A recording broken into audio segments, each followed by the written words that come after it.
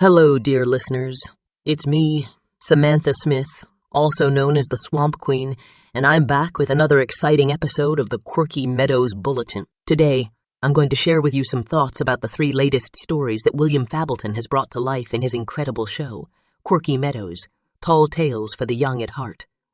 You know, after hearing William's wild tale about his encounter with a female gorilla in a beauty salon, I couldn't help but feel that my own life is just a little bit dull in comparison. I mean, who would have thought that a gorilla could be so fashionable and have such a taste for coffee? But then I remember that one time I wrestled an alligator in the swamp, and I think, well, that's pretty extraordinary, right? But still, a gorilla in a yellow dress. That's just so out there. And how about that disco-dancing dodo bird's time travel adventure? That story had me laughing so hard I could barely catch my breath.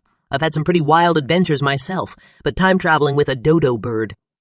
Now that's something else. I do have to admit, though, that I once found myself in the company of a talking flamingo who had a penchant for riddles. We spent an entire day trying to outwit each other with our riddles. But a disco-dancing dodo bird? That's just too fantastic. Lastly, let's talk about that cunning octopus and the gang of mischievous crabs that teamed up with William to pull off the ultimate underwater heist. I've been on my fair share of adventures, but I've never been part of a daring heist, let alone one underwater. Of course, I once swam with a school of dolphins who taught me their secret language. That was pretty amazing, but it's no match for an octopus-led heist. Wouldn't you agree? Now, I have to say, as much as I enjoy listening to William's incredible stories, they do make me feel just a tad envious. I mean, who wouldn't want to have such fantastical experiences? But then I remember that my life has been filled with excitement, too. I've traversed the Everglades, faced off against dangerous creatures, and even had a few brushes with the supernatural. Not too shabby, if I do say so myself. Still, there's something about William's tales that makes me wonder what it would be like to live in his imagination for just a day. What other delightful surprises and fantastical adventures would I find there? But you know what they say, the grass is always greener on the other side. I'm sure that if William and I switched places, he'd be just as fascinated by my life as I am by his stories. I think that's what makes Quirky Meadows, Tall Tales for the Young at Heart, so special. It allows us to escape our ordinary lives for just a little while and explore the incredible worlds that William creates. It's a reminder that there's still so much magic, wonder, and adventure out there just waiting to be discovered. And who knows, maybe one day we'll all have the chance to embark on a wild, whirlwind adventure of our own.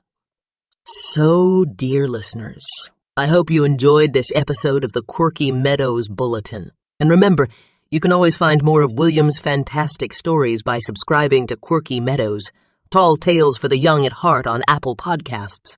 If you haven't already, be sure to leave a review and a rating to let us know what you think of the show. Your feedback helps us create even more exciting content for you to enjoy. And don't forget to check out our website, Calabox.com, where you can find more information about Quirky Meadows and sign up for the Chronicles of Chatterwood newsletter for exclusive content, updates, and more.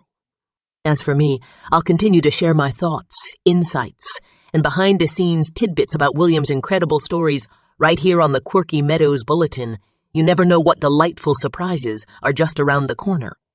Speaking of delightful surprises, did I ever tell you about the time I found a hidden treasure map inside an old, dusty book at the local library? That's a tale for another day, but trust me, it's a good one. It just goes to show that adventure and excitement can be found in the most unexpected places, whether it's deep in the heart of the Everglades or tucked away on a dusty library shelf. But for now, I'll leave you with one last thought. Life is full of extraordinary moments, and sometimes all it takes is a little imagination to uncover them.